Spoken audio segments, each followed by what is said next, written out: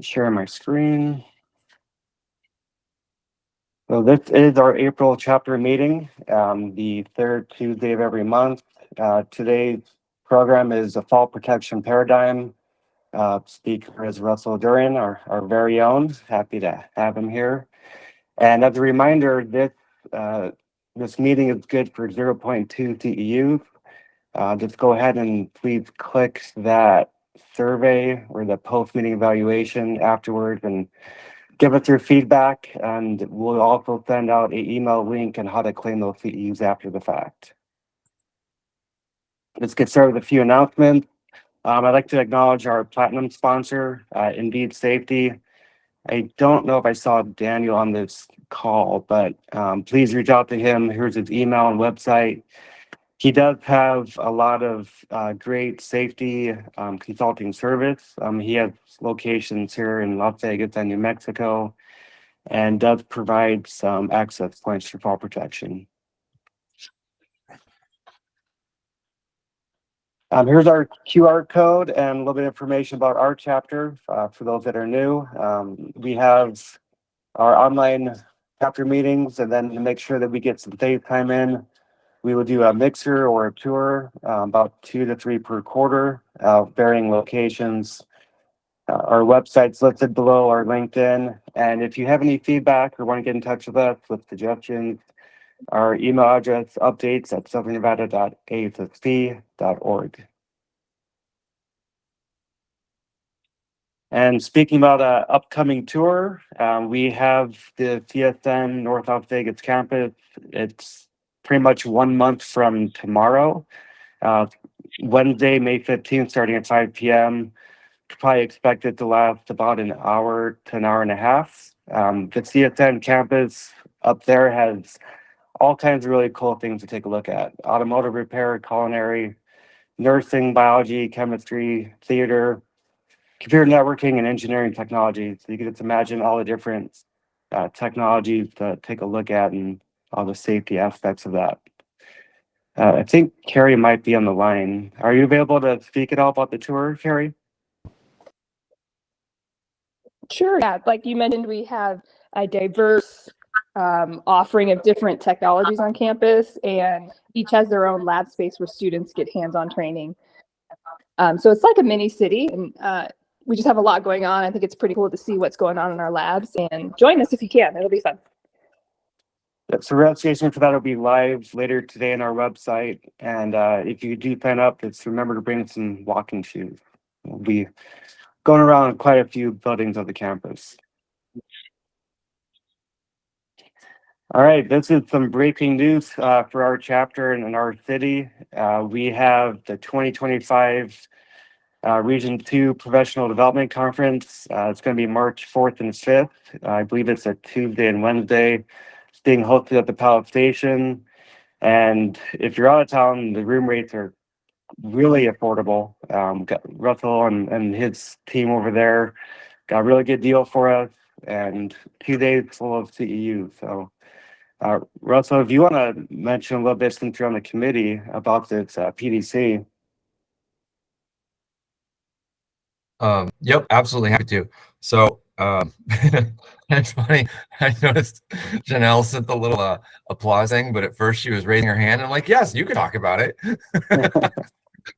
No, so I help at our regional level. So other chapters from Arizona, New Mexico, Colorado, Idaho, Utah, and so there's a committee of us that realized that their society used to send a conference here every year in February. It would be at the Rio, and it was some great CEU opportunities, and professional development. And for whatever reasons, that conference started moving around the country. Okay, fine. But we know that a lot of people loved coming to Las Vegas every year to pick up some professional development and continuing education.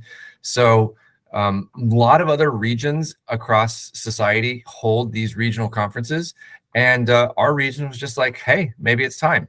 So we believe that there's a little bit of a vacuum of this service for us to provide, that a lot of folks want to come back to Vegas. So here's our first whack at it, and I'm really thrilled. If you haven't been in Palace Station recently, they have put a ton of work into their hotel tower and their conference center. It's gonna be fantastic. And so we'll have folks from all over Nevada, all over the region, and hopefully all over the country as well. And should be a fantastic experience. Excited to put that link for the PDC in the chat if you want to go ahead and take a look at that. We're also still looking for speakers. So if you or you know someone that could contribute, please send them our way. All right, so again, so we're part of Region 2. We just had our ROC, the Regional Operating Committee in Boise, Idaho. Boise was such a great time. That chapter really put together a great ROC for us.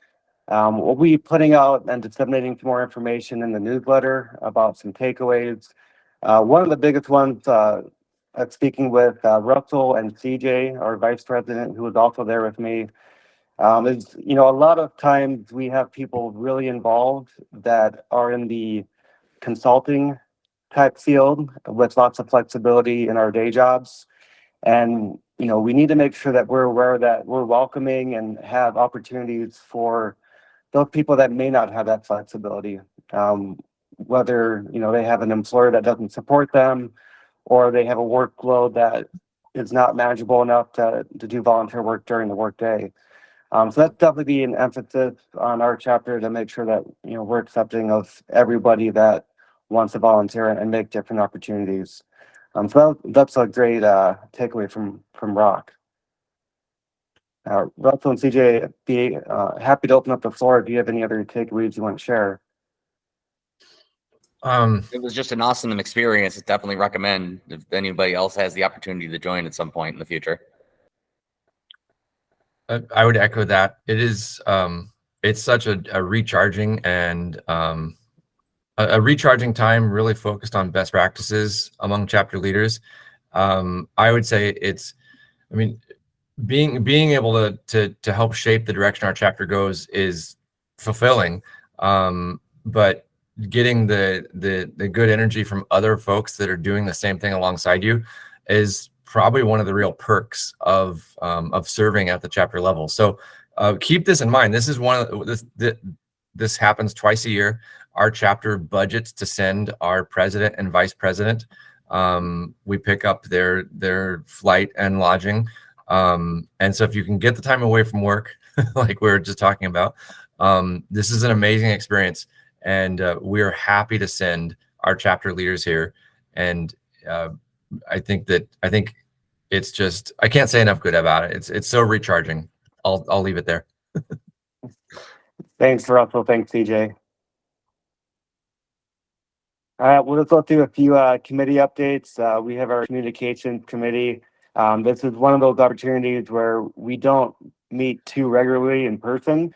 It's more of get things done, task-based committee where it's really flexible depending on your schedule, doing website updates, sending out newsletters and event emails and things like that. If you're interested in joining that committee, CJ is the chair of that committee. Next is the finance committee. Thank you to Christy. Just received the finance report for the year, which is over 30 days in advance of when it's due. So that's awesome. It's going to give us adequate time to review that and make sure it's accurate, which I'm sure, knowing Christy, it is. But the finance committee will help review that. We're also creating a professional development fund. We're currently at $1,625 that we're going to be giving out to local members that apply for educational purposes, perhaps maybe attending a PDC coming up in the near future. So take a look out for that for eligibility requirements and the application. We'll be sending that out. Membership committee. This is the committee that puts together those tours and mixers that Carrie spoke about, CSN. I think we may be planning potentially a hike in the near future before it gets too hot. And that meeting is tomorrow at 2:00. So fresh on the mind. If you want to join and take a look and listen, no commitment necessary. Feel free. Reach out to me, reach out to Russell, who's also on the membership committee. Lisa Buck is the chair and does a great job. Nominations and elections. I want to thank that committee. You may have noticed that the slate for next year is listed on our website and chapter news. We'll be putting that out to vote, I believe May 6th through the 22nd. It's going to be an e-ballot. So take a look in your email for that link to vote. Russell, thanks for chairing that as past president. Would you like to chime in with anything else in that committee? We did have a really great slate. And I think that our board is going to be, our chapter is going to be in excellent hands with next year's board. So yeah, thanks for those of you who are helping our chapter continue to move forward.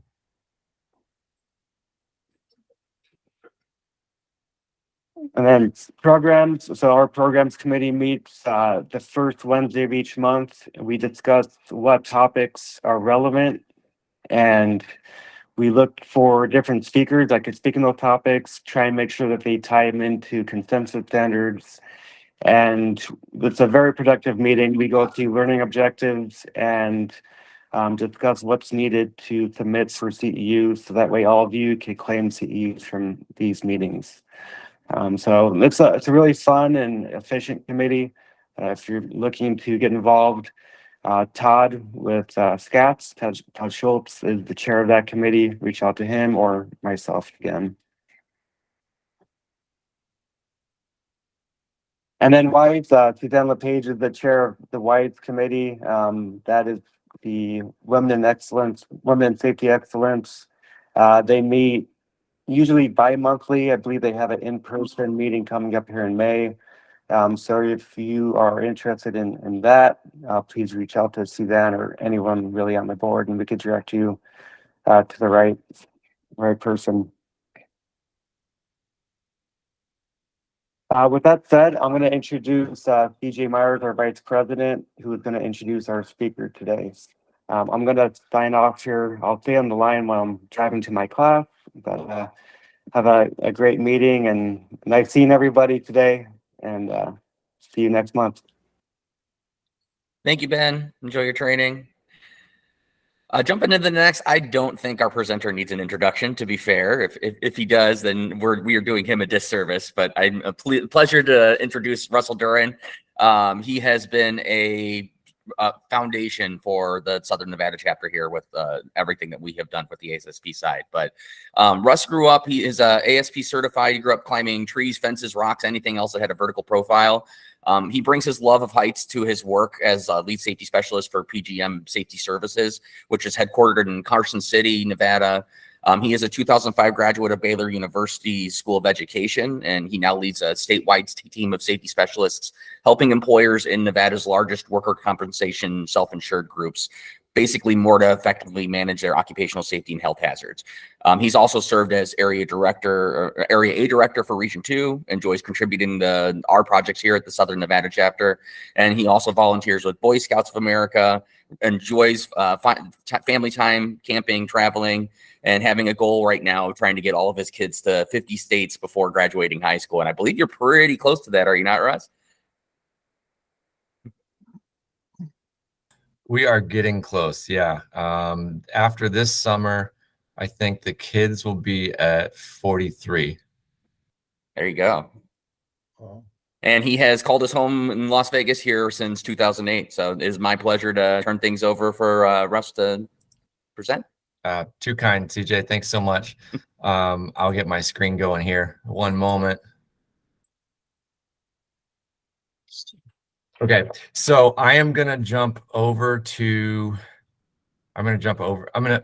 not be able to see our Google Meet room because I've got my my slide notes up. So someone just shout at me if you have a question or whatever. This is a fast-moving presentation, and the recording will be available after we wrap. My contact info is on the final slides as well. I'm really glad to be here. Thank you so much for letting me share a little bit about a topic that is very exciting in my scope of practice. So CJ covered a lot about me in that bio paragraph. I work with PGM Safety Services. We are the risk administrator for 5 large self-insured groups across Nevada, just shy of 3,000 employers, and they are supremely supportive. They are supremely supportive of my involvement in ASSP. We really believe in investing in empowering other safety professionals to return to be built up in this community, to pick up the technical skills, everything that ASSP is about. I'm thankful that my company is all in on it. The one thing that wasn't in that little bio is that I am a member of the International Society for Fall Protection, and we even have some of those members here today. More on that later. But it's an exciting organization that has an international scope, and it really deals exclusively with the hazard of gravity management. And in 2020, during the pandemic, we ran a successful online symposium. We had attendees from around the world. I think it was over 10 hours of educational and instructional topics. Fantastic experience. Just a quick teaser, there's one coming in fall 2024. So keep your eye on that. ISFP's website is just that, the acronym, isfp.org. And they also have a LinkedIn presence that will be ramping up in the near future. So that's the other leg of the stool of what I do. And I'm really grateful for the relationships that I've formed in that organization and the mentoring that I've received from being a part of ISFP. I want to quickly introduce my co-author team. This presentation was the result of a joint effort between these 3 other gentlemen and I, writing an article that ran in last October's Professional Safety Journal. And David Thomas, you actually might get to hear a hello from him a little bit later this morning. I'm so flattered that he was able to make it. So he's joining us from the United Kingdom, and I'm thrilled. So David is an expert in what the UK calls temporary works, and he has a really deep civil engineering background. Served with a lot of responsibility, executed a lot of responsibility within within the UK's HSE, which is like their regulatory agency, our OSHA. Just a humble and giving man with tons of experience on structures and engineering and how those relate to fall hazards. Peter Ferguson is our colleague from Australia, and he has a really deep background in rope access techniques and bringing sport applications into providing industrial protection for people that while they're on the clock. And then some of you, if you've been around ASSP for a while, you may have gotten to meet Tom Kramer. He just finished a term as the chair of the ANSI Z359 full committee and now serves on, I don't think he chairs, I think he's just on the full committee. The full committee is actually meeting right now. Tom wasn't able to join us today because he's over in Z359 meetings. But each one of these gentlemen is such an expert in their area of practice, and to balance it out, they are such humble and giving folks too. I just feel like it was the thrill of a lifetime to participate in this author team, and I don't know how we wrangled those 4 time zones, so many different calendar instances, but we got it done. And this was our author team. This presentation wouldn't happen without those gentlemen, and it's developed into a much longer term friendship and mentorship for me. So I'm really grateful. This presentation is going to have some practical tips, but it is not meant to answer tons of questions. It's really my hope that you join me in asking some more questions as we go our separate ways from here. And then this is the beginning of a conversation about how we adjust our thinking when it comes to work at height. We're going to cover 5 major areas today. And we're going to start with looking at the background of what does the landscape look like right now. And we're going to talk about the causes of maybe that contributed to that landscape that we're looking at. We're going to talk about moving towards a refined hierarchy of controls. Talk about some practical takeaways but then I do want to leave you some closing thoughts. So there will be a few QR codes for links throughout. And if you miss anything, like I said, because this presentation does need to move quickly, if you miss anything, just make a mental note of what that was, and I'll bring it right back up at the very end. And then you'll have my contact info afterwards as well. So let's start by talking about our background. Here in the US, we have our Bureau of Labor Statistics that keeps track of all sorts of different data points. And one of the things that they track is how many American workers die on the job each year. Back in the early part of this year, or I'm sorry, late 2023, BLS released the occupational fatality data for 2022. So this is what we're going to be working towards, but I want to take a step back in time real quick. Starting at 1995, I'm going to rewind the VCR to get back to 1995. The lay of the land looked like this. OSHA had just released 1926 Subpart M, the Construction Fall Protection Regulations. The ANSI Z359 committee had about 100 pages of supporting materials of consensus standards to inform and advise work at height. And the national PPE market was about 300 million. Harnesses, lanyards, probably body belts too, unfortunately, things like that. So in 1995, with those factors in play, 651 Americans didn't go home because gravity got the best of them. Okay, so now we'll fast forward. I got ahead of myself when I opened this slide. We'll fast forward to 2022. That's the most recent occupational fatality data that we have. So this infographic doesn't even really tell the whole story. Subparts M and L in 1926, subparts D and I in 1910 might directly address work at height concerns, but we know that there are many other subparts in throughout the regulatory body that touch fall protection in some way, shape, or form. ANSI has now published upwards of 1,000 pages of guidance for managing work at height hazards.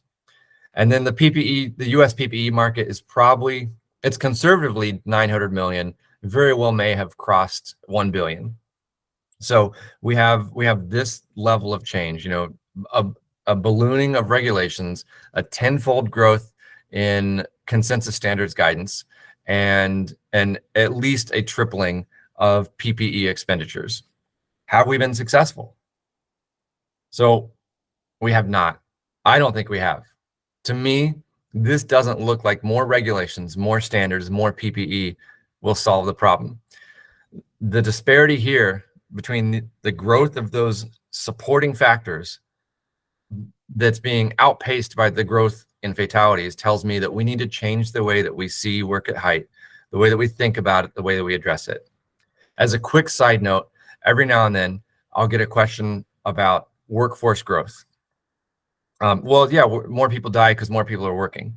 And unfortunately, if we look at 2022, if we look at the time period from 1995 to 2022, there's a 20% change in the size of the labor force. However, if we compare those two numbers, 651 and 865, that's a 30% increase. The fact of the matter is that the growth in our fatality rate continues to outpace the growth of our workforce. This is just one other, just a bar graph about fall fatalities specifically. And what really bugs me is that 2022 was the highest in decades, or I'm sorry, the third highest in decades. Only 2017 at 887 and 2019 at 880 were higher than 2022. So that really tells me the overall trend is upward. And that's what gets me out of bed every morning.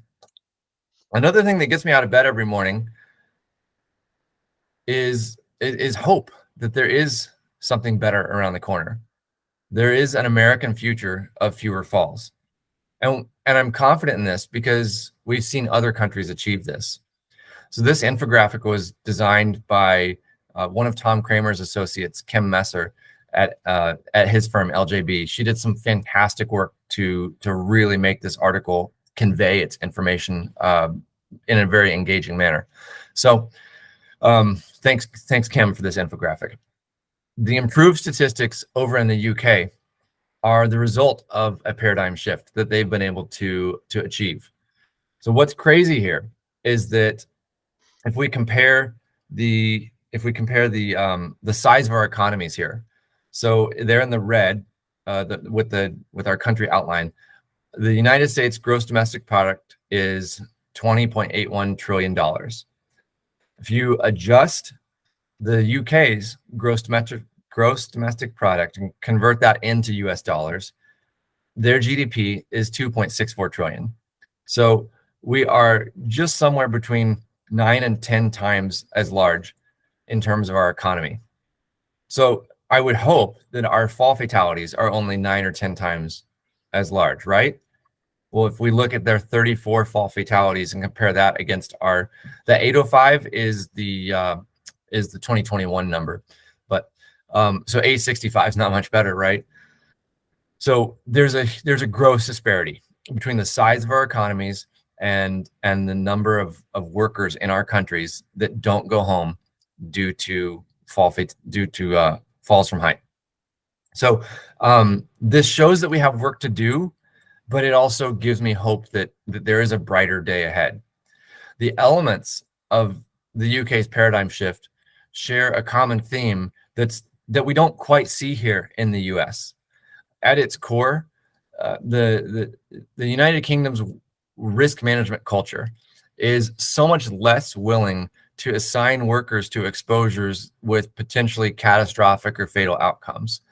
And when those exposures must occur, there's just the expectation. It's built in that there will be an investment made in preventing the harmful outcome, and the severity of that. They realize that the severity of their investment more closely approaches how devastatingly incalculable the cost is when we lose a human life.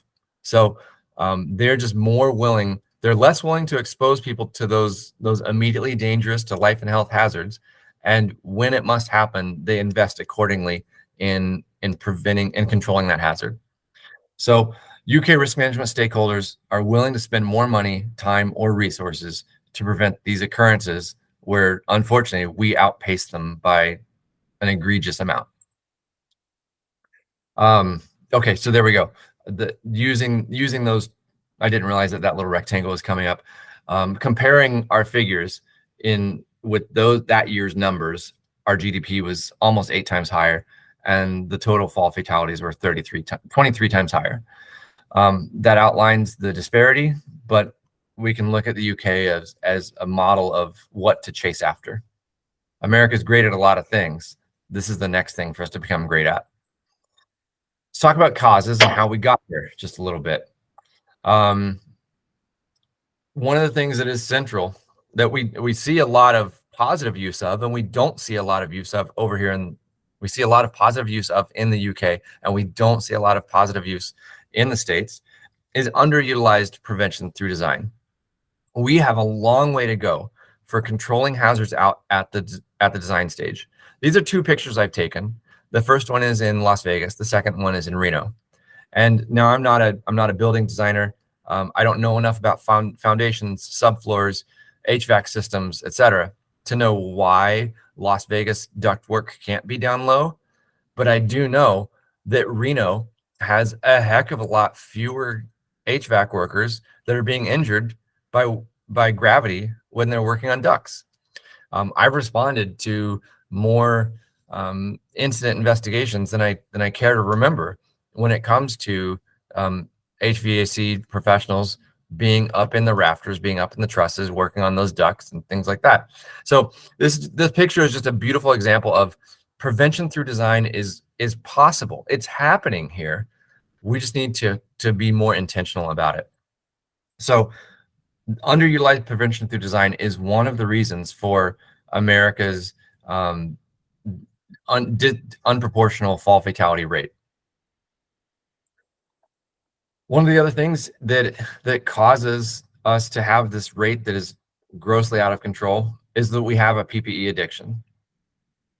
And that took me a little while to come around to, but we really do. We are addicted to PPE. We want to throw PPE at any hazard. And too often we don't stop to think about evaluating other types of controls that are a little more effective. And we're going to dive into this more when I get to the refined hierarchy section after this. But what we see, unfortunately, is that if all controls are considered equal, then of course I'm just going to pick the cheapest, most short-term solution. And that's why you wind up with a lot more harnesses protecting workers than guardrails protecting workers. So we have a PPE addiction, and we see this in how we talk about hazards. I have observed this conversation before multiple times, unfortunately. I hope this doesn't ruin the meme for you forever, but I thought it was a perfect fit. You know, when you hear about a fall, have you heard someone say, "Hey, it's too bad that worker wasn't wearing their fall protection"? And I've come to a point in my professional practice where I feel drawn so many times. I mean, this is like a softball tossed right across the plate. I feel drawn so many times just to simply say, "Hey, can I challenge that assumption a little bit? There is more to fall protection than PPE." And I think that conversation needs to happen a lot more. That conversation is not happening enough. We are not pushing back as safety professionals. We're not pushing back on this PPE addiction enough. So it's time to, well, I'll get to the what to do in a minute, I guess. But we don't push back against PPE enough. It really should be the least preferable way to go. And another cause is that there's lack of enforcement. If you're a Vegas local, you probably recognize this picture. This is the City Center project. One of the saddest spikes in catastrophic injuries and workplace fatalities in Nevada history, and it's widely. And you can see this idea in the interviews and the OSHA case files that for some companies, citation penalties were just the cost of doing business. And when employers know that, when employers plan, well, if this is a 3 million hour project, we can just account for 3 fatalities, and we'll just make sure that in our bid we've accounted for 3 times 145,000 to account for the high gravity serious penalties. We're going to be okay. If that math is taking place, there's a lack of enforcement. So what we see in the regulatory landscape, unfortunately, isn't helping. Now, I'm not here to prescribe a regulatory agenda that I want to see OSHA or Nevada OSHA, increase penalties or anything like that. But it's clear that businesses are counting on penalty dollars as part of their budget for the project. And if they don't get a citation, then they saved money. So here's a quote from Assistant Secretary of Labor Doug Parker in 2023, when the agency brought back into the limelight this existing policy of instance by instance citations. Now, even before IBI came into existence, OSHA's Severe Violator Enforcement Program, the SVEP, had existed for a while, and it has not made a dent. So in 2023, OSHA brought IBI back into the forefront of their enforcement efforts. And just as a brief summary, if the inspector walks up on a roof and there are 15 employees unprotected against fall hazards, there are 15 separate citations right there. So that's the gist of IBI. And this represents a step by OSHA using its authority to get the attention of employers who include penalties as the cost of doing business. But Secretary Parker brought this back into the front in 2023. How many thousands of workers have died up until then working for employers who budget their penalty dollars in?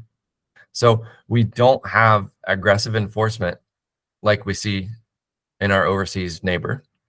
So the maximum citation penalty for a serious citation right now here in the US is 161 and change. If we convert British pounds to US dollars, that $10 million pound, I'm sorry, that 10 million pound stealing is roughly 75 times as high as our 161,000. So, and again, this is not intended to be prescriptive, but we're talking about the lay of the land of the factors that are in play that affect, that drive this disparity between our fall fatality figures. So that's kind of, those are things that keep me up at night. But what gets me out of bed in the morning is the opportunity for us to improve and to continue to shift my thinking and help others shift their thinking as well. One of the concepts in shifting our thinking and achieving this paradigm shift is moving towards a refined hierarchy of controls. So this presentation is not going to go into super great detail about the standard NIOSH model. This is the way that my company depicts the hierarchy of controls in its publications and whatnot. I also like Tom Kramer's firm LJB uses a line graph model, and it incorporates the concept of defeatability. As you move along the line, you gain more effectiveness, and defeatability sinks as well. I think that's a valuable perspective when we're talking about the hierarchy of controls. So the problem with the NIOSH model and our regulatory landscape is that OSHA defines all controls as equivalent. If it keeps you from sustaining injury, it's a valid control. And we see this in the lack of the use of the term hierarchy of controls. That term is used nowhere in 29 CFR in the final regulations. And we see the context behind that when 1910 subpart D was undergoing its revision phase. The Federal Register final rule, and we're not going to read into the nitty-gritty text on this, but if you go to the Federal Register and you use their search bar to look for walking working surfaces and personal protective equipment, that'll take you to that subpart, all the proceedings, all the commentary that was received, all the testimony. It'll take you to everything that shaped the subpart D revision.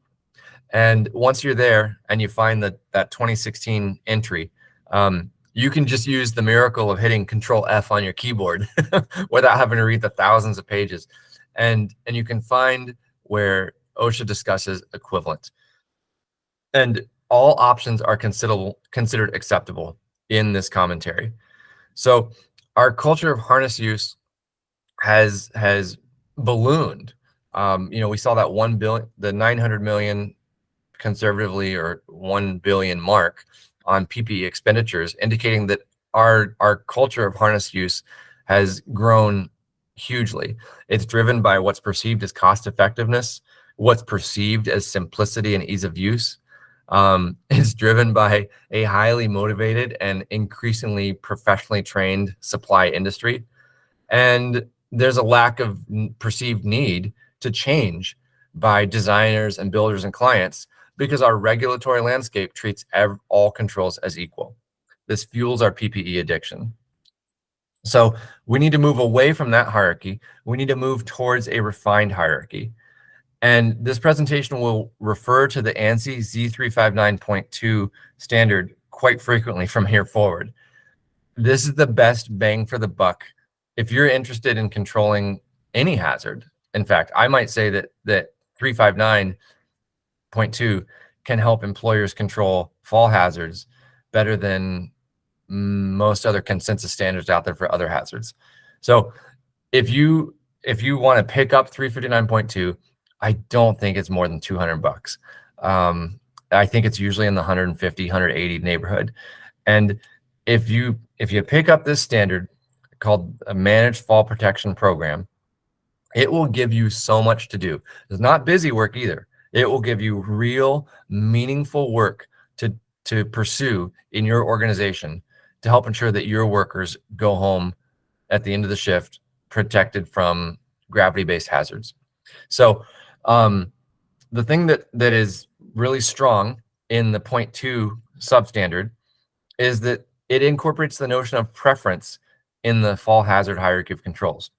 When we look at the last sentence of that paragraph, the methods listed below are in decreasing order of preference. Our regulatory landscape failed to give any preference. They treat everything as equal, but shifting our paradigm involves embracing the 359.2 hierarchy and starting to give preference to different levels of controls. So our author discussions yielded the realization beyond 359.2, it yielded this kind of growing consensus among us that we need an even more refined hierarchy beyond the excellent 359.2 model. And so to us, and this is the beginning of a journey. Again, this presentation is not about answers. I'm sharing with you where I'm at on my journey. The path forward, in my eyes, is a more nuanced approach for accounting for work positioning. This is another infographic from Kim Messer, and that ran in the article as well. And I'm going to blow it up here in a second so you can see it a little bit bigger. While point 2 may not be fully understood and implemented, adopting a refined hierarchy of controls becomes a shoot for the stars, land on the moon scenario. If you shoot for what we're about to dive into here with the refined hierarchy, and you just land on 359.2's hierarchy, huge win. So I'll make this a little bit bigger. This figure is adapted from our article, and it adds a work positioning element as a missing piece to help achieve more consistent worker protection in harness-based work at height. So this is a refined hierarchy of controls that it calls for improved hazard management. It directs the employer to be more intentional about how they manage their personnel, their equipment, their work methods, and how they respond to incidents as well. This refined hierarchy acknowledges that there is a role for proper use of harness-based systems that might include fall arrest and work restraint. Rope access also starts to show up in this hierarchy as well. So these systems require significant supervision. That's one of the really excellent things about this infographic, is that it incorporates this notion of supervision. And as we move into harness-based controls, the amount of supervision and training it greatly increases.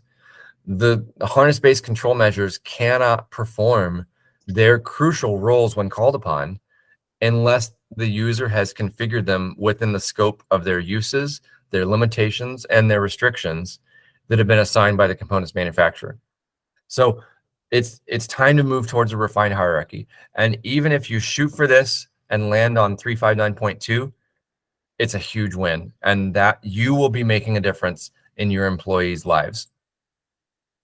I briefly mentioned in that refined hierarchy the notion of rope access. To make sure that we're all talking about the same thing, I think it's important to define the terms. And so the 359.0 standard substandard has like, oh, that was substandard. No, but the 0.0 sub number of the 359 standard is a free document available to ASSP members that lays out the definitions as they're used throughout the rest of the 359 fall protection code. And so this is how 359 addresses rope access. I'm not going to read it word for word. You've probably been reading it while I was talking, but I encourage you to pick up 359.0 for free as an ASSP member so we can all start speaking the same language. When we think about rope access, we see it, we tend to think about window washing, right? A little bit of a local picture here. And one of the things that one of my fond memories of our author work groups is, like I said, Peter Ferguson has deep roots in rope access, or he has very high, strong anchors in rope access. And I can hear his voice in my head. Rope access is the answer. Peter is committed to this concept. And maybe we can't just rig rope access on single story stick framing here in Nevada. But if Peter says that we can learn from this, I'm going to trust him, and that's the journey that I'm on. So there's more to rope access than window washing, or CJ and I were talking about entertainment rigging, gosh, live event production rigging. There's more to rope access than just the traditional ways that it's being used. Moving towards some form of certified harness use can help offset the devastating consequences that we're seeing from our PPE addiction right now. Just to give you guys a little bit more to chew on, to join me on my journey, because I'm not the rope access expert by any means. Peter Ferguson he pours into me as much as I'm willing to listen. We have folks like Louis McCurley here in the US with Pigeon Mountain Industries. And we have organizations like SPRAT, Society of Professional Rope Access Technicians, that are here to educate safety professionals on the rope access discipline. And the more that we learn about it, the more that I learn about it, the more I'm going to be looking to incorporate those principles into managing work at height. So just like managed fall protection has the ANSI Z359 consensus standard, the rope access discipline has the ANSI Z459 standard. Now, this is a paid standard, but ASSP does publish a free guide to that standard that helps you become more conversant in that discipline. So this is an area that I'm beginning my journey. I don't have all the applications figured out, but I'm committed to exploring it. I'm committing to figuring out how we can move towards a model of certified harness use that that can help American workers enjoy the insanely amazing safety record that rope access technicians enjoy. So if we move towards certified harness use, when harnesses must be used, I have a feeling that we can see a decrease in our fall fatalities resulting from poor management of work at height exposures. So what I want to move into now is a to-do list, some ideas to think about. And this part might feel like it moves kind of quickly. What I want to leave you with is that at the end of this presentation, I've got I'm drawing a blank on what it's called, a punch list. I've got a suggestion guide that distills some of these takeaways that influence me from 359.2, and you can use it as a gap analysis for where your organization is and what you might want to incorporate. So the things that I want to focus on are what we can learn, how we can apply it, and what to apply, and who to engage with. Learn, apply, and engage. Those are the three themes of what I'm trying to do, and I'd like to invite you to do along with me. So for learning, let's talk about what to learn first. I'm working on building a bigger toolbox. I get to see, because of the thousands of employers that we insure across the state, I get to see so many different work environments. I don't spend all my time on just construction sites or just manufacturing facilities. I have a story, an experience that really shaped my need to build my toolbox was helping an aviation maintenance company. And they only maintain a few planes. They're really selective and all that stuff. So they're not like there's not a high pace of work where they're really stressed and everything, but they maintain these planes. And similar to the plane I was looking at, the one that was in the hangar, did not photograph it. Don't do that. The owners don't like that. The plane I was looking at was similar to the one pictured here.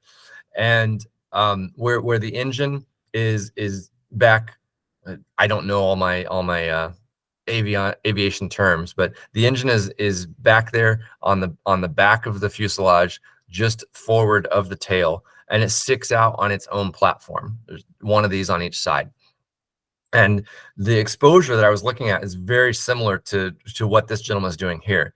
So he's sitting on the platform that supports the engine, and as is, he's about 9 feet off the ground right now. And this is before I had really started to develop my thinking in looking at non-conventional or temporary engineering controls. So I guess engineering controls are considered conventional fall protection in the regulations, right? But engineering controls you might not think of.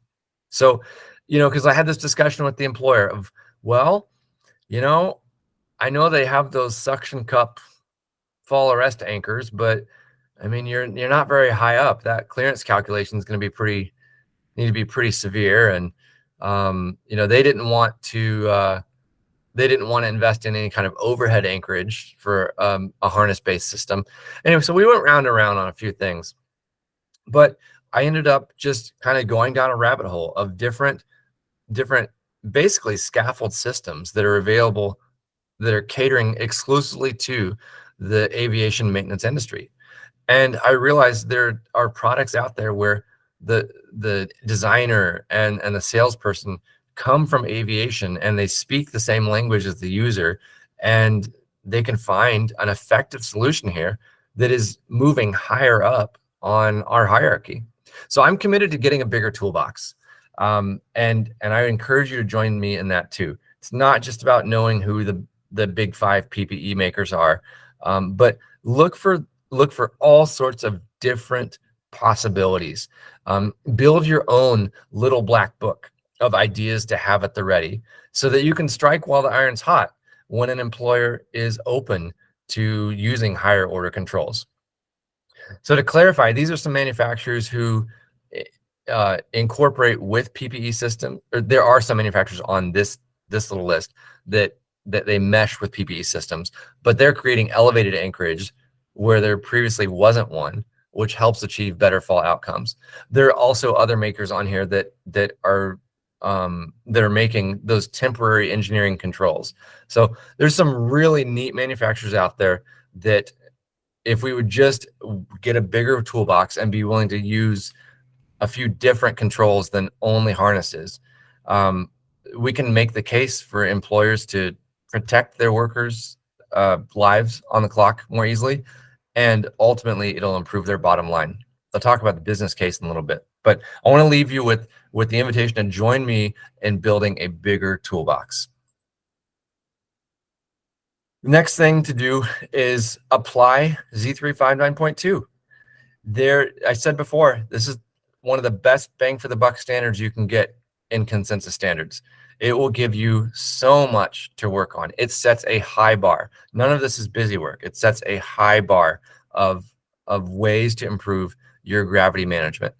So the things in 359.2 that have been most impactful for me are embracing, oh, I just hit my computer stand, sorry. The things that have been most impactful for me are embracing the program roles, looking at the work site essentials, and planning for how to actually implement a program-based approach. Program roles, worksite essentials, and program implementation are the 3 themes that I'm going to go through in the next few slides, and they also show up on this 359.2 gap analysis. If you didn't get the code right here, it's going to come up at the end as well, and it's a free download. It's just me extracting a few key points from 359.2. So the program roles is something that has been influential in my paradigm shift. The 0.2 standard has some very detailed requirements for program administrators. And, we look at that term might sound vaguely familiar. A respiratory protection program administrator comes up from in the regulatory framework, but in FALS, in 1910 subpart D and 1926 subpart M, there's no mention of a program administrator. That is an amazingly important role in managing work at height. And you might not, you, the listener, my colleague here, you might not meet all of the requirements that 359.2 lays out for a program administrator right off the bat, but I'm pursuing that level of expertise and influence in what I know and how I can influence organizations. I'm pursuing that, and I invite you to pursue that too. See yourself, get to know what the PA role is in 0.2, and see yourself as that, and start to embrace those competencies. To achieve a reduction in American work at height fall fatality trends, I'm not satisfied in only being a competent person. I want to influence more about how a company manages its work at height hazards. My situation is a little bit unique because I don't actually exercise competent person authority in our insureds anyway, but you get where I'm going. Learn the PA role and embrace it to take a holistic view of managing those hazards. So we know about competent persons from OSHA's language, and authorized person shows up as well. So is qualified person, but the PA role is missing from the regulations on work at height, and that is a huge opportunity to embrace. Point 2 expands on the definition of authorized person greatly over wherever we see it in 29 CFR. So the quick summary is in 359.2, they need to follow the policy and procedures that their competent person assigns. They've got to know when to tell the competent person that something just doesn't look right. The authorized person is responsible for the proper use, inspection, maintenance, storage, and care of their fall protection equipment. And that could be their temporary guardrail system. This is not just PPE. Maybe I shouldn't have just used the PPE pictures. And then in 359.2, the authorized person also must perform those pre-use equipment inspections. And again, notify their competent person. So that's an improved definition over the regulations. The competent person definition in 359.2 is an even bigger improvement over the regulations. This is only a snapshot. But it's a huge upgrade over the regulations. It echoes the concepts that we see in 29 CFR, but it adds responsibility for immediate supervision. If you don't have someone immediately supervising, you don't have a competent person. If your crew leader is performing production tasks 100% of the time, right alongside their line level workers, he's not a competent person. She's not a competent person. So the notion of supervision is greatly expanded on in 359.2. And so embracing point 2's program roles includes really elevating the importance of the competent person role. Your competent person is your bridge between you, the PA, and your authorized persons that are exposed to work at height hazards. Lean on that competent person, build them up, secure management support for them to be what a competent person is meant to be in the point 2 standard. They're not just a production worker who gives the pregame plan in the morning huddle. So elevate the program roles as much as you can in your organization.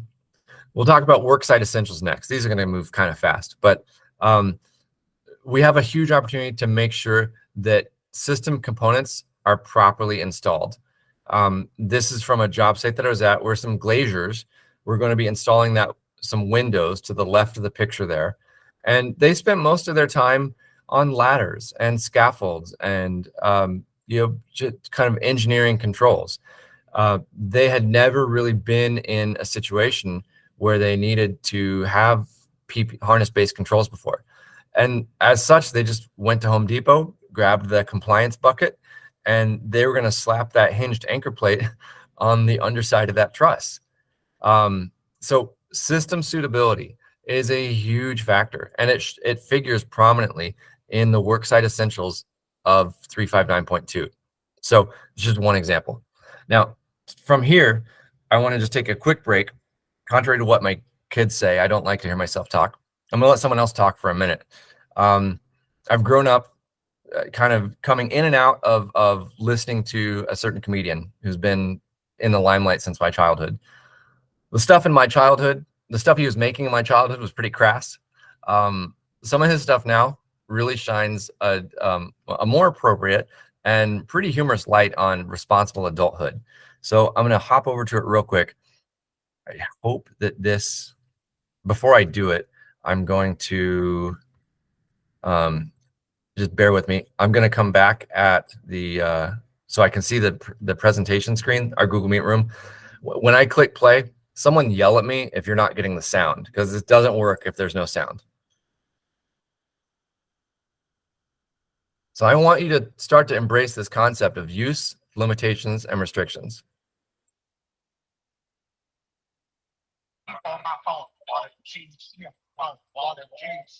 Need things from the trees, need my phone wallet keys. If I'm going to the zoo, I need my phone wallet keys. If I'm getting a face tattoo, I need my wallet keys. If I'm going out to a wedding, if it's winter time and I'm sweating, if I'm at that Daddy Jordan dance, my phone want to keep up in my pants. Okay, so and the rest of the song isn't necessarily ASSP appropriate, but it is so perfect, right, for parenthood. Like, I gotta have these three things: my phone, wallet, keys. I really do. And I want us to, as safety professionals, I want us to start thinking like that with uses, limitations, restrictions. Someone asks you, hey, is this harness-based system safe? I don't know. Let's look at the uses, limitations, restrictions. Join me in making that your phone, wallet, keys. If we're talking harness-based controls, uses, limitations, restrictions. A use is do it this way. This is what we intended you to configure the system for. A limitation is if you misuse it this way, you could get hurt. And a restriction is if you misuse it this way, you could die. So join me in making uses, limitations, restrictions the phone, wallet, keys of the safety professional. And you guys are lucky because I'm not going to be able to show that one when we present in Denver, copyright and all that stuff. I'm asking Adam Sandler on Twitter frequently, may I please use this? I don't think it's going to happen. If anyone knows Mr. Sandler and can arrange that, I'd be indebted to you. Anyway, so uses, limitations, and restrictions play a huge role in system configuration. Embrace those and know the uses, limitations, and restrictions of the PPE components you've got on site. And that's a daunting task right there, right? Because there's so much variability in designs of different fall arrest components, and within those designs, we see how their limitations, restrictions may not always align from one product to the other, just because of slight design differences. Or even if you look at figuring the fall arrest clearance requirements for the new Class 2 self-retracting lifelines. There are so many variables that go into play according to setback distance, how far off of the anchorage you're working, that 30-degree angle, and of course the clearance below, the worker position. So just within one type of PPE component, the uses, limitations, and restrictions are such high stakes. It makes the argument for moving away from harness-based work whenever we can. But if someone asks me if they're safe, I think about phone, wallet, keys, and actually uses, limitations, restrictions. Getting authorized persons into doing their pre-use inspections is going to go a long way. This gentleman's sternum strap was drifting down below his ribs because that plastic keeper was not holding it in place. And just getting your APs into those inspections is going to go a long way. If he had taken a fall as I encountered him, the arrest forces his body would have sustained could have easily been outside allowable limits. Another thing in 359.2 that we see is to make sure that components that are in use conform with the requirements. This is an example of a temporary horizontal lifeline that I saw on a steel erection site. And at first glance, it might look great. You just quickly scan through and you see that 359, and that's it. You see the 359 and you stop there. You can't stop there.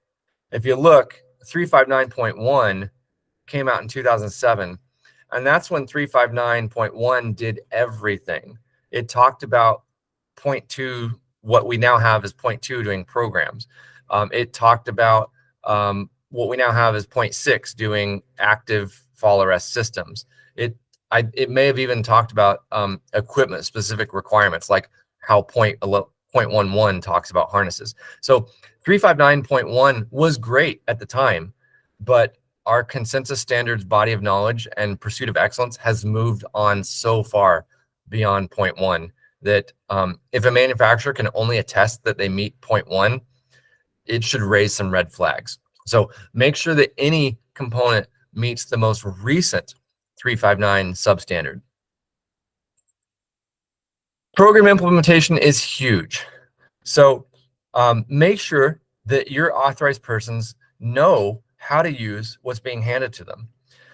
The visual examples on this screen all center around the use of self-retracting devices. So one of the things that I love in the new standard for 359.14 is that now all SRDs are required to have this class 1, class 2, indicating whether you can anchor this at or above your dorsal D-ring or whether it may be anchored below your dorsal D-ring. I think that's a very important and clear distinction for employees to see on their equipment.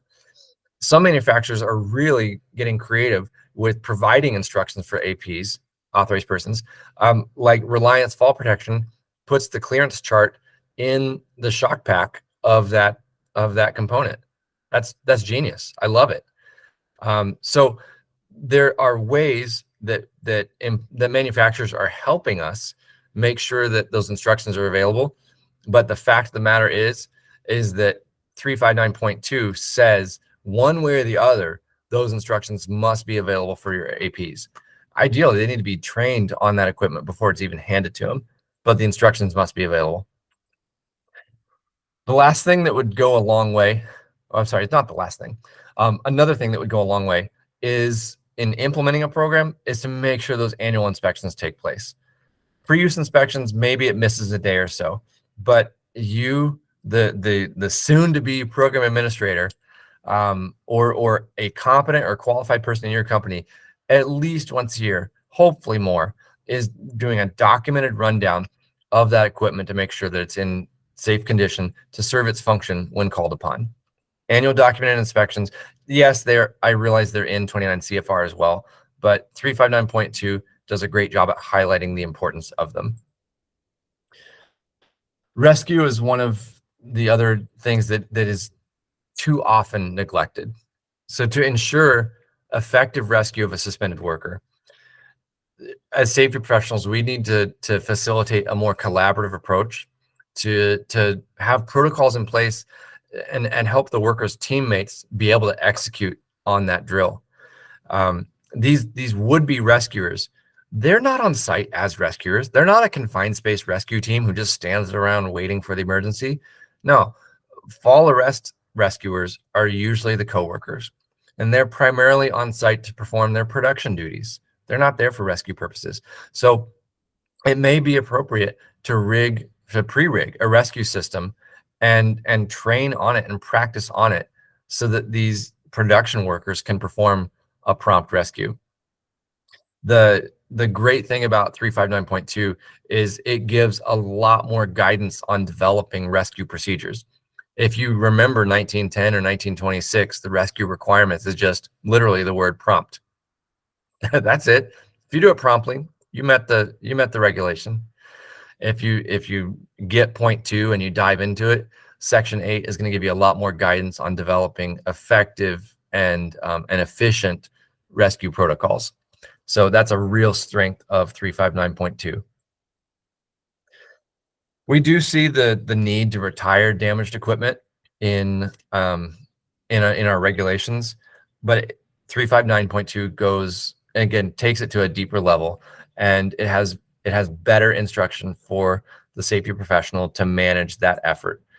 So this was on the left, that was a horizontally mounted SRL in a hand fabricated cage on the top of the cab of an order picker, and right there, the unit had been on their the SRL had been on the order picker for who knows how long, and the last thing that it conformed with was ANSI A1014. That was administratively retired for everyone saying, you know what, this doesn't go far enough anymore. This is no longer a worthwhile standard for manufacturers to pursue or for employers to embrace in their equipment. So not only obvious damage like this duct tape around the shock pack on that on the right, but it's important to be on the lookout for those finer things like retired standards. If it doesn't meet that, it's got to go. We're starting to get into some pain points for senior management here. Another one that the 359.2 really expands on is the refresher training for authorized persons. And it needs to happen at least every other year. Or you can conduct a skills assessment. You can have your program administrator conduct a skills assessment. And I like this because you can, this is actually, when a senior manager hears the word training, they think, oh, payroll, right? Or worker disengagement. The great thing about 359.2 is it gives that flexibility for the PA to almost adopt the powered industrial truck model. Yeah, you've sat through class once. That's okay. It's been a few years. Show me that you still know what you're doing. So that's a real strength of 359.2 in the retraining intervals and evaluation methods. So coming towards the end here, many of those concepts show up on this gap analysis document, and I can't take entire credit for it. This was born out of our co-author discussions. There's nothing proprietary here, and our intent is not to give away the whole standard. We want to protect the intellectual property value of 359.2, but just a couple ideas. Basically, if you were taking notes, here are those things that you could be working on. So you could hit that QR code to bring up that gap analysis that you, brand new program administrator, congratulations, can start to evaluate your organization on. And I'll bring that QR code up one more time at the very end. So we talked about learn, we talked about apply, let's talk about engaging. Engage your stakeholders 360 degrees. That includes frontline workers, it includes management, it includes your colleagues. Achieving a paradigm shift is only good if you bring other people into it. Or it's most effective when you bring other people into it. So it not only requires your commitment to staying sharp, on technical matters, but it requires your very best effort to leverage your soft skills and how you engage those around you.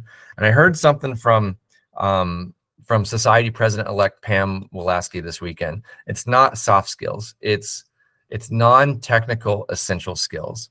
I like that. And they're so important. So use your soft skills to engage frontline workers, to engage management, to engage colleagues. Be curious, George. This is a gentleman I saw in a shopping center near my house. I just walked up to him. Hey, man, look, I'm not OSHA. I'm not your boss. You don't owe me anything, but I've seen people get catapulted from those lifts before. Can you tell me about what your company sets you up with for a harness to keep you in there if you take a big bump? The conversation went pretty well. I've also had conversations that did not go well. But be curious, George, when engaging your frontline workers. A perspective that I really like, and I haven't fully read this book and dove into it as much as I want, but Edgar Schein talks about the concept of humble inquiry. It's drawing someone out, asking questions that you really don't know the answer to. You're not asking questions like you're examining a witness in court. You're asking questions to learn, and showing curiosity and interest in that other person. You will gain much better responses if you can approach those engagement conversations from a perspective of humble inquiry. Last night, I decided to add something to my slide. I'm gonna blow up that navy blue infographic here in a minute. But in November 2023, I might mess up the name. I'm sorry, sir. Marcin Nazaruk. He had the cover article in PSJ in November 2023 about learning from normal work. And so his organization tries to facilitate, I think his organization is called Learning from Normal Work.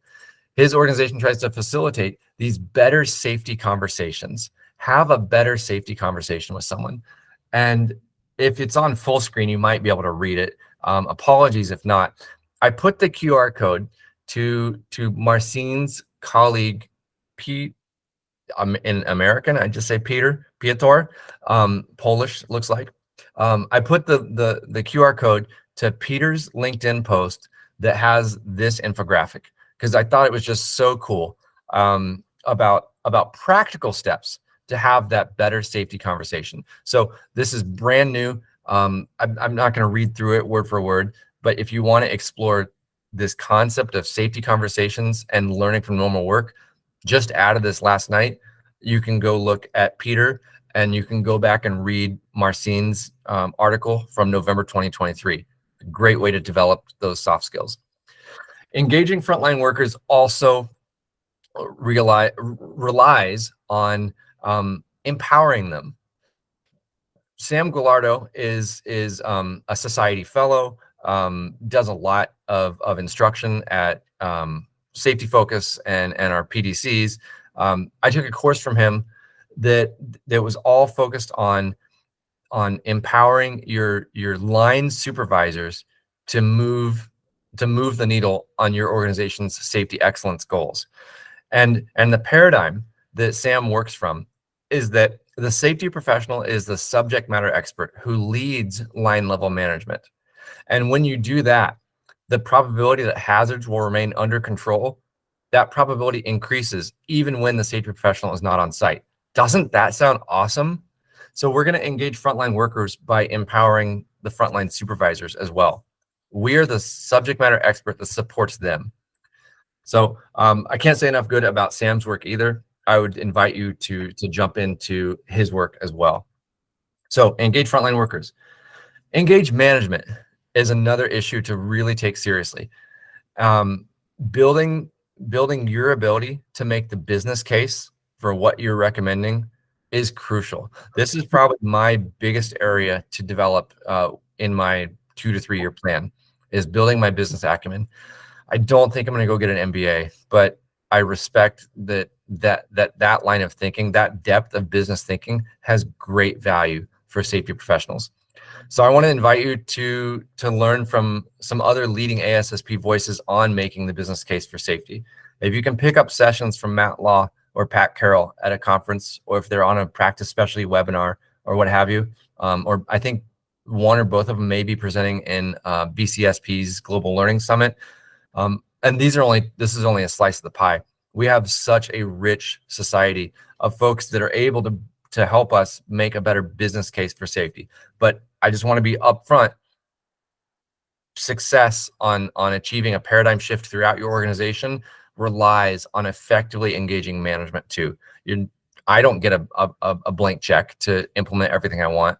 It's got to be grounded in the P&L statement. So improve yourself on engaging management and making the business case for safety. Finally, engage your colleagues. This is fun. This is from San Antonio. There's Nick Sexton in the Hawaii shirt from Arizona chapter. A couple other cool folks from Arizona. There's a gentleman from my company's excess carrier. And we just all kind of wound up on the Riverwalk talking about real hazard control solutions for hours. But whether it's in person or in an online environment or just a phone call, engage with your colleagues, stay connected. Remember that you are not in this alone. It's a rewarding job, but it's a tough job, right? It can be a tough job. So stay connected with your colleagues, whether that's through the ASSP's community hub, the discussion board that they have, whether it's through the growing presence that ISFP is going to have, either at the symposium or LinkedIn presence, or just LinkedIn in general, or just emailing or phone calling. Stay connected with your colleagues. I can't underscore the importance of that. We will be, we'll see greater success as a group of safety professionals sharing how our paradigm is shifting and inviting more people into it. So we've been through background causes, talked about a refined hierarchy, talked about some stuff to do. I want to share with you just a few closing thoughts. So the big three that I'm taking away from my work on this article, my membership in that amazing team, is that the American workforce has a disproportionate work at height fatality rate due to reliance on ineffective control methods. We lose too many American workers because we don't control the hazard well enough. Number two, safety professionals must influence a paradigm shift among those who only associate work at height with harness-based controls. If someone says it's too bad they weren't wearing their fall protection, that's your opportunity right there to say, it's too bad there weren't more effective fall protection systems in place. And then third, when harness-based fall protection systems must be used, we need to ensure that workers have the processes in place that are going to protect them, such as training, procedures, and supervision. Basically, when harness-based systems are in place, we need to be applying 359.2 at the minimum. So those are the big three things that I've adopted that move me forward. I just want to share with you one closing thought. You have so much power to move the needle on this, and what you do in the coming months and years is going to make a difference.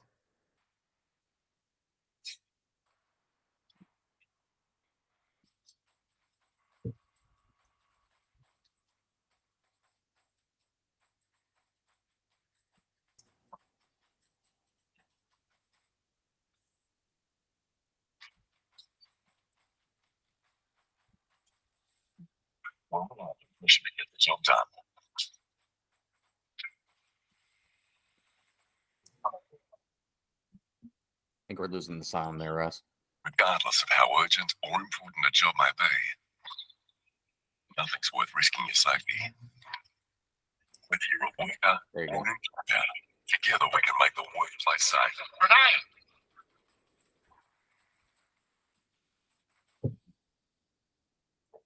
Because no matter what you do, safety starts with you.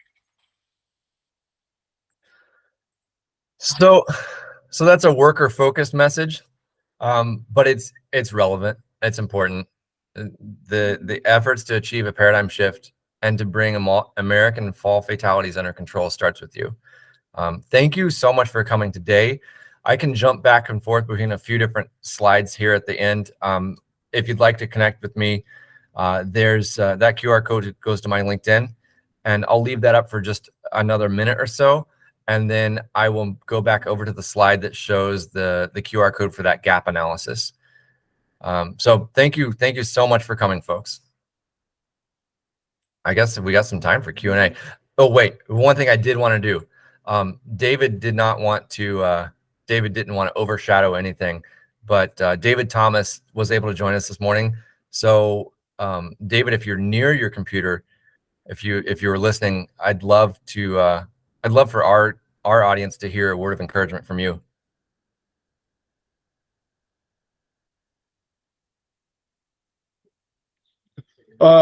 Is he muted? Currently, yeah. Here we go. Oh, there we go.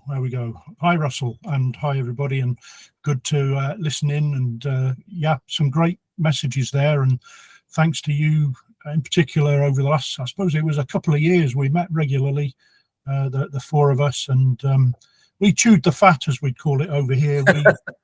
We had a lot of sharing and learning between the US, the UK, and Australia. And I suppose one thing I have tried to do regularly in my working life, I'm now retired, but is to get you to have that safety conversation. I think you've heard me say that before.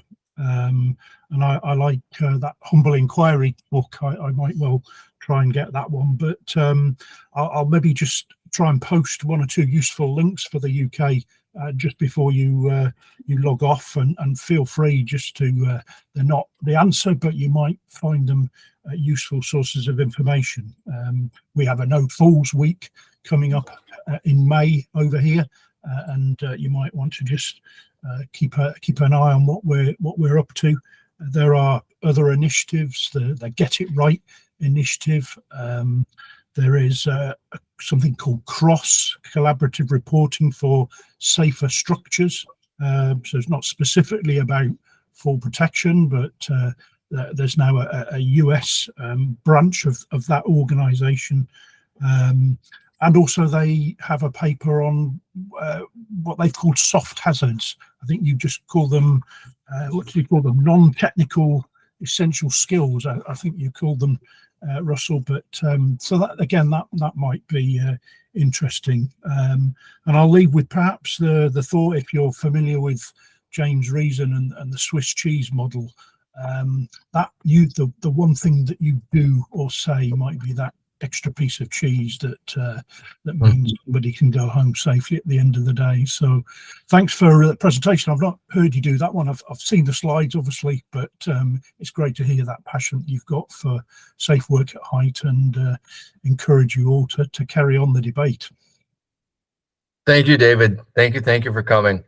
And so I'll just share with you guys that David's legacy, or the thing, one of the things that sticks with me the most from David is have that safety conversation. So when I saw that LinkedIn post last night, I was like, oh, this has to be included. But just don't be afraid to open up that discussion with an exposed worker and trying to learn more about the context that they're working in, and see if we can help shift their paradigm too.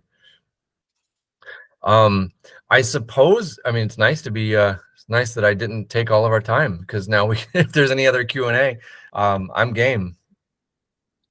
Are there areas where you guys are finding successes or struggles in moving towards a paradigm shift in managing work at height? Neil. One of the things that's interesting, and David there in the UK would probably be familiar with this as well, is that this is probably now 10 years ago. And I was actually down at UC San Diego at their OSHA Training Institute for a class, and I talked to a safety manager who worked for a company in the US, but it had been acquired by Balfour Beatty out of the UK. And Balfour Beatty is a huge international contractor. And when they came to the US, one of the things they did was acquire some US construction companies to obviously give them a foothold here in the US market. And one of the most interesting things that he pointed out was that Balfour Beatty doesn't want a worker on a ladder. That if you've got to work at heights, they want you in a scissors lift, they want you in a boom lift, or they want you in, something like the JLG pod. And any of you can look up that JLG pod, but it's basically kind of a little mast climber, and it takes the place of a ladder, and it'll take you up to 15 feet or 20 feet or something like that. And so I thought that was a real interesting point in terms of kind of just an absolutely different look on fall protection from the UK. And obviously it echoes what you talked about this morning, Russ. And by the way, before I forget, excellent presentation. That was fantastic. But I guess one of my questions too would be on that $300 million of PPE in 1995 versus $900 million in 2022. Is that an inflation adjusted number or not? The report comes from ISEA, from International Safety Equipment Association reporting, and I haven't dove. I'm actually working on an organizational membership to ISEA so I can get back to the raw data. So I couldn't comment on the inflation adjustment. But at one point, Tom had the raw data when we were at the 700-800 million mark a couple years ago. So I wish I could provide a better answer. I don't know if it's inflation adjusted. Yeah, because while you were talking, I went over to BLS, Bureau of Labor Statistics, and I just cranked in their CPI inflation calculator from 1995. Unfortunately, it takes me to 2024, and taken a proxy for 300 million, because I can't, that's for salaries. I can't crank in 300 million, but I took 3 million, and that got me to 6.2 million. And so that 300 million would go to 600 some million. And then the other thing I'm thinking is that, wasn't it 1998 where they said in the US here with OSHA that snap hooks had to be double locking. I mean, I can remember my first safety belt when I was in the Carpenters Union back in the 70s, and it was a safety belt and a piece of aircraft cable and a single locking snap hook. That was it. And what I would say is that I don't know if we're spending enough on PPE because of the fact that the equipment is improved an awful lot. You know, harnesses are better, lanyards are better, snap hooks are better, you know, safety lines are better. And yet, you know, I go out on too many jobs and I see people, unbelievable risks without any safety harnesses or any PPE at all. You know, the only PPE they've got on is maybe a hard hat, and that's a little scary to me. But I agree that you know, PPE is always the last resort. But anyway, that was a question I had in terms of that number.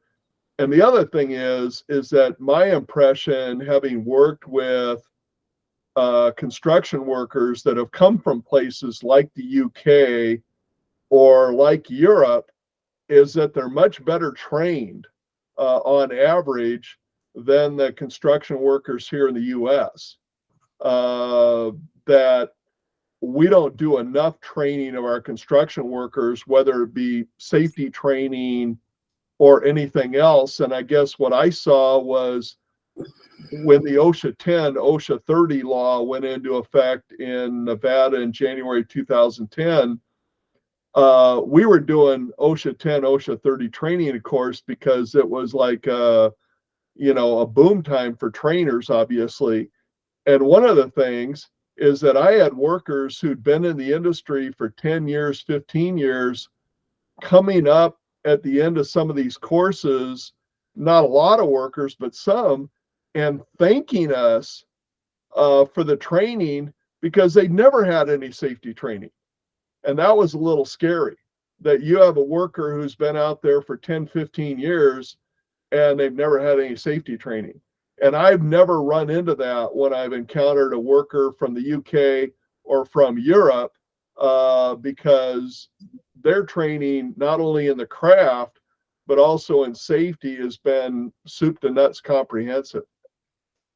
Yeah, I think that is absolutely a fair evaluation, and I'll just give 359.2 credit on prescribing a much more robust authorized person curriculum than what 29 CFR does. So implementing 359.2 will help move us closer to that level of training. Russell, can I chip in to Neil there? Please do. Yep. Hi, Neil. Interesting point about ladders. I mean, ladders are not banned, but they're towards the bottom of the hierarchy. And if we follow the hierarchy, collective measures taking preference over personal measures, which are a legislative requirement, and then preventing falls is preference over mitigating the consequences. If you follow that hierarchy through, the selection of work equipment for work at height activity, it means being able to justify why safer alternatives have been ruled out. So ladders, certainly the likes of Balfour Beatty and the other big contractors in the UK, some of them probably overreacted when our work at height regulations came in 2005. Because it wasn't the intention. I was at the regulatory authority at the time. It wasn't the intention to ban ladders, and nor was that said, but everybody was looking at the hierarchy. The point on training is very interesting. We have something, there's a lot of work at height related training in the UK. I've given you a link, I think, for something called the Access Industry Forum, which is made up of about 10 different other associations. You've got IPAF and ROPAC, which is cherry pickers and rope access and personal protective equipment, ladders, mobile towers, scaffolding, and the list goes on. They've all got their areas of expertise. And in terms of the inflationary thing, I can't remember all the debates we had over figures now, but I think the early debate was not so much on the minutiae of the figures, but the sort of order of magnitude. You know, if you made your inflation, I think you said it was about, you know, multiplier of 2. Well, if you made it 3, does that mean it's okay for 600 odd people every year not to go home? Right. So I think it was just a broad brush comparison rather than meant to be, you know, exactly scope for scope the same. I think I'm right there, Russell. You're trying to just paint a picture of why is it that proportionately more workers don't go home safely as a result of work activity in the US versus the UK and Australia. So. Thanks for that insight. You're right. It's more about the at the end of the day. Yeah, technical numbers are correct, but it's just too many folks, too many people not going home. Cool. Any other folks have you know, wins or challenges in moving their organization along with managing work at height?